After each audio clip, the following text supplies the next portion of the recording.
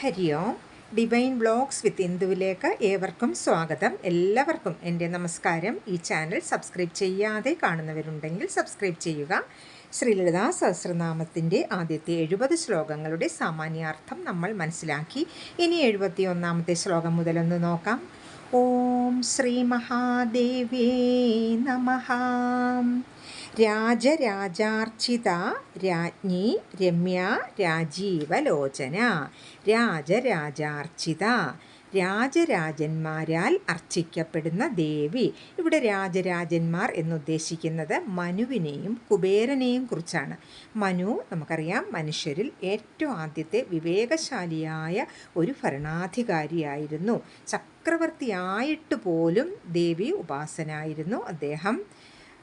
അടുത്തത് കുബേരൻ ഏറ്റവും വലിയ ധനികനായിട്ടും പരാശക്തിയെ ജഗദംബിയെ ഉപാസിച്ചിരുന്നു. അവരൊക്കെയാണ് രാജരാജന്മാർ എന്ന് ഇവിടെ അർത്ഥമാക്കുന്നത്.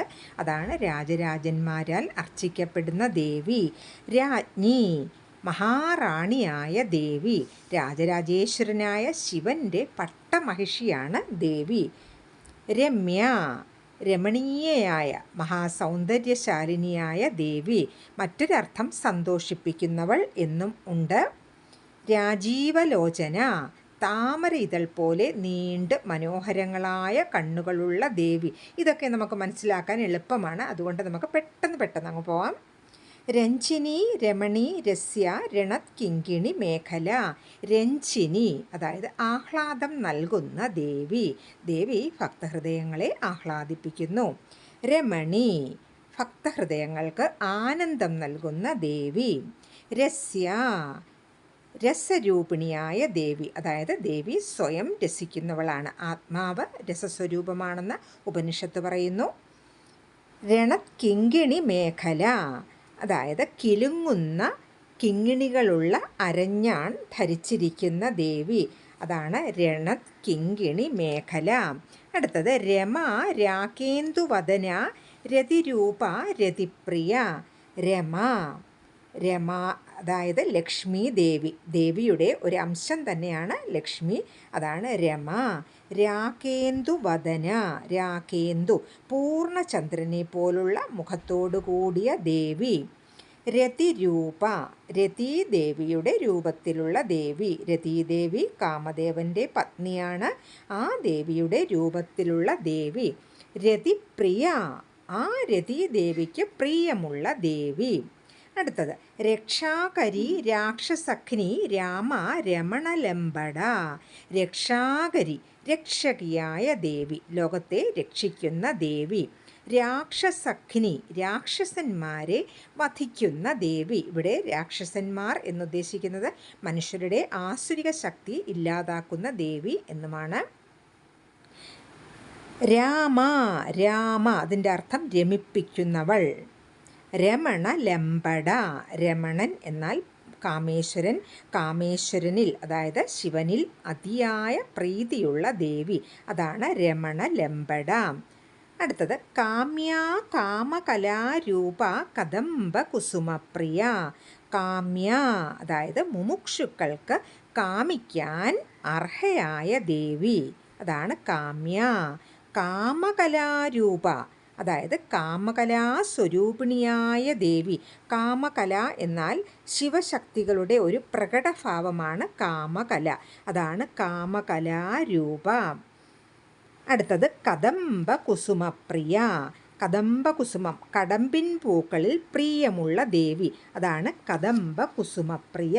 അടുത്തത് കല്യാണി, ജഗതീകന്ത, കരുണാരസസാഗര. കല്യാണി, കല്യാണി എന്ന് വെച്ചാൽ മംഗളസ്വരൂപിണിയായ ദേവി. ജഗതീകന്ത, ജഗത്തിൻ്റെ ഉത്പത്തിക്ക് കാരണമായിട്ടുള്ള ദേവി. അതാണ് ജഗതീകന്ത. കരുണാരസസാഗര, കരുണാരസം കാരുണ്യരസം നിറഞ്ഞ സാഗരം, സമുദ്രമായ ദേവി. കാരുണ്യരസം നിറഞ്ഞ സമുദ്രമായ ദേവി. അടുത്തത് കലാവതി, കലാലാപ, കാന്ത, കാദംബരിപ്രിയ. കലാവതി അതായത് കലകളുടെ നാഥയായ ദേവി.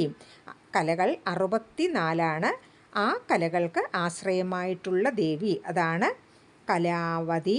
കലാലാപ, കല ആലാപ മധുരഭാഷിണിയായ ദേവി, അതായത് മധുരമായി ആലപിക്കുന്ന ദേവി, അതാണ് കലാലാപ. കാന്ത, കാന്ത എന്ന് വെച്ചാൽ ആകർഷിക്കുന്നവൾ, സൗന്ദര്യമൂർത്തിയായ ദേവി, അതാണ് കാന്ത. കാദംബരി പ്രിയ, കാദംബരി പ്രിയയായ ദേവി. ഇവിടെ കാദംബരി എന്ന് വെച്ചാൽ കദംബ പുഷ്പങ്ങളിൽ നിന്നും എടുക്കുന്ന ഒരു തരം മധുവാണ്. അതിന് ലഹരി ഉണ്ടെന്നാണ് പറയുന്നത്. അതിൽ പ്രിയയായ ദേവി, അതാണ് കാദംബരി പ്രിയ. അടുത്തത് വരദ വാമനയന വാരുണീമത വിഹ്വല. വരദ, അതായത് വരങ്ങൾ നൽകുന്ന ദേവി. വാമനയന, വാമം എന്ന് വെച്ചാൽ മനോഹരങ്ങളായ കണ്ണുകളുള്ള ദേവി. വാരുണീമത വിഹ്വല, വാരുണീമത വിഹ്വല. ഇവിടെയും വാരുണീ മധുപാനം ചെയ്ത് ആനന്ദമത്തയായ ഒരു ദേവിയാണ് പറയുന്നത്. അത് ഈത്തപ്പഴം കൊണ്ടുണ്ടാക്കുന്ന ഒരുതരം മദ്യമാണ്, മുന്തിരി കൊണ്ടുണ്ടാക്കുന്നതാണെന്നും ഒരഭിപ്രായമുണ്ട്. അങ്ങനെയുള്ള ആ മധു പാനം ചെയ്ത് ആനന്ദമത്തയായ ദേവി. അടുത്തത് വിശ്വാധിക വേദവേദ്യ വിന്ധ്യാചല നിവാസിനി.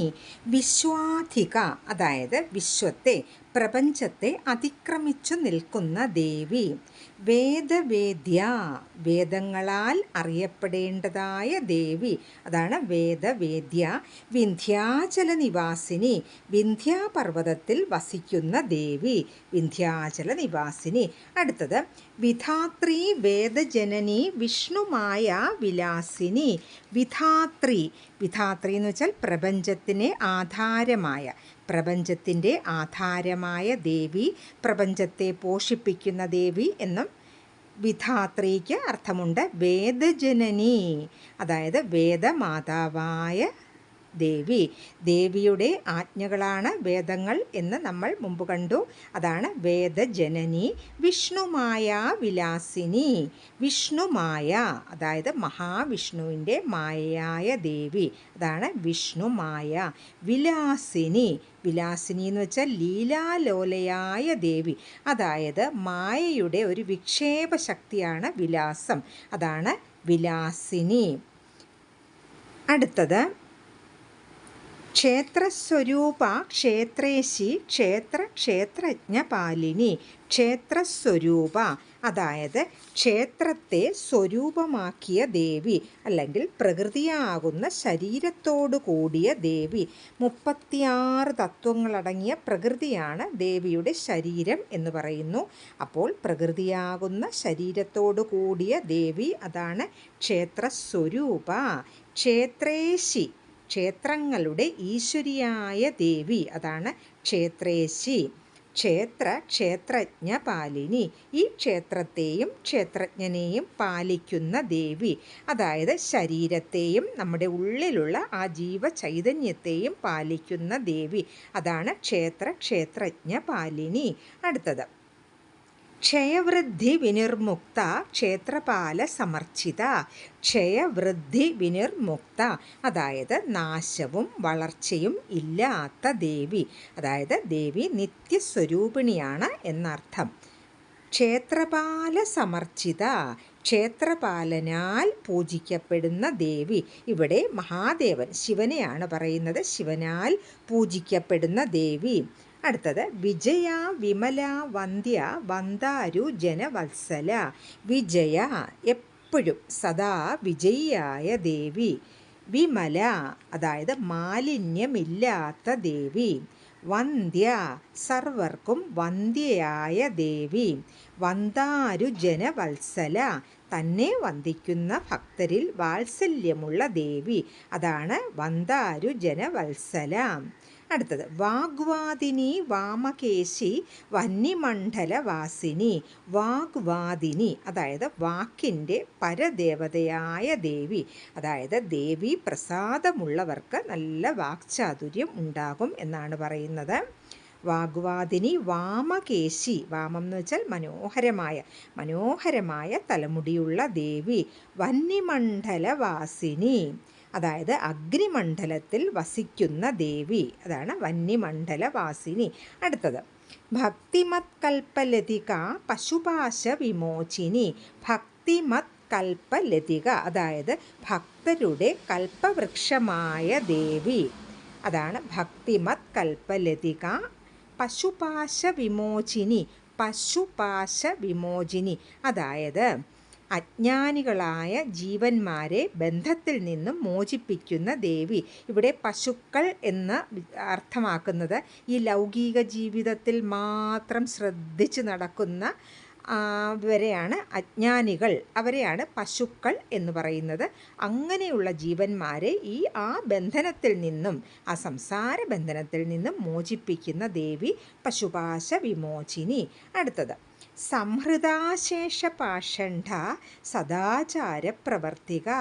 സംഹൃത അശേഷ പാഷണ്ഡ, അതായത് സകല പാഷണ്ഡന്മാരെയും സംഹരിക്കുന്ന ദേവി.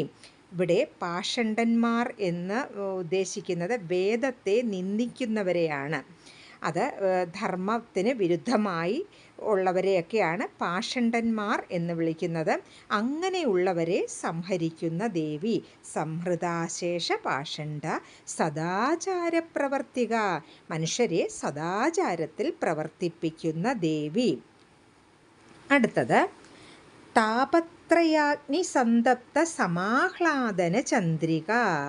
താപത്രയ അഗ്നി സന്തപ്ത സമാഹ്ലാദന ചന്ദ്രിക, അതായത് താപത്രയങ്ങൾ, മൂന്ന് വിധത്തിലുള്ള താപങ്ങളുണ്ട്. ആ താപങ്ങളുടെ തീ കൊണ്ട് ചുട്ടുകൊള്ളുന്നവരെ അതിശയകരമായി കുളിർപ്പിക്കുന്ന ചന്ദ്രിക, പൂനിലാവായ ദേവി. അതാണ് ഈ 3 വിധത്തിലുള്ള താപങ്ങളെയും നശിപ്പിക്കുന്ന ദേവി എന്നർത്ഥം. താപങ്ങൾ, താപത്രയങ്ങൾ 3 ആധ്യാത്മികം, ആധിഭൗതികം, ആധിദൈവികം. അത് നമുക്ക് പിന്നീട് പറയാം. അതാണ് താപത്രയങ്ങൾ. അടുത്തത് തരുണി താപസാരാധ്യ തനുമധ്യ തമോപഹ. തരുണി, തരുണി എന്ന് വെച്ചാൽ നിത്യയൗവനയുക്തയായ ദേവിക്കാണ് തരുണി എന്ന് പറയുന്നത്. താപസാരാധ്യ, താപസന്മാർ, തപസ്വികളാൽ ആരാധിക്കപ്പെടുന്ന ദേവി താപസാരാധ്യ. തനുമധ്യ, തനുമധ്യ എന്ന് വെച്ചാൽ മെലിഞ്ഞ അരക്കെട്ടോടു കൂടിയ ദേവി. നമ്മൾ ദേവിയുടെ വർണ്ണന പറഞ്ഞപ്പോൾ പറഞ്ഞു ദേവിയുടെ അരക്കെട്ട് മെലിഞ്ഞതാണെന്ന്. അതാണ് തനുമധ്യ. തമോപഹ, തമോപഹ തമസ്സിനെ, അതായത് ഇരുട്ടിനെ ഇല്ലാതാക്കുന്ന ദേവി. അതാണ് തമോപഹ. അടുത്തത് ചിതിസ്തത്പദലക്ഷ്യാർത്ഥ ചിതേകരസരൂപിണി. ചിതിസ്തത്പദലക്ഷ്യാർത്ഥ, അതായത് ചിത് തത്പദലക്ഷ്യാർത്ഥ, അങ്ങനെയാണ് ഈ വാക്കുകൾ വരുന്നത്.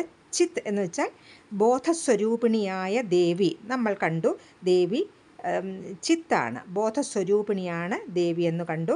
അടുത്തത് തത്പദലക്ഷ്യാർത്ഥ, അതായത് തത്പദ, തത് എന്ന പദത്തിൻ്റെ ലക്ഷ്യാർത്ഥമായ ദേവി. നമുക്കറിയാം ഉപനിഷത്തിൻ്റെ ഒരു മഹാവാക്യമാണ് തത്വമസി.